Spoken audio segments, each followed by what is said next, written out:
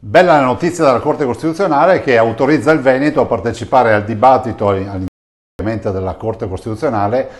circa il ricorso presentato dalle regioni Sardegna, Campania, Puglia e Toscana per porre freno e quindi per fare in modo di invalidare la legge Calderoli e la legge sull'autonomia. Il nostro ruolo non sarà quello di fare gli avvocati difensori del governo che sono in grado assolutamente di argomentare e di difendere la legge Calderoli, ma di essere lì come parte terza e dire che se venisse meno la legge Calderoli noi saremmo danneggiati. E quindi andremo con le nostre argomentazioni a dire che noi semplicemente chiediamo l'applicazione della Costituzione, non vogliamo lasciare indietro nessuno, non puntiamo alla secessione dei ricchi come diciamo maldestramente qualcuno la vuole definire, ma semplicemente puntiamo a un efficientamento di questo paese, al fatto che ci sia più responsabilità e che il cittadino una volta per tutte non sia una comparsa nella vita degli altri, ma sia un attore protagonista nei propri territori, nel proprio vivere e soprattutto abbia dei servizi. Allora per questo andremo in Corte Costituzionale, in virtù dell'autorizzazione della Corte, a difendere anche le nostre ragioni come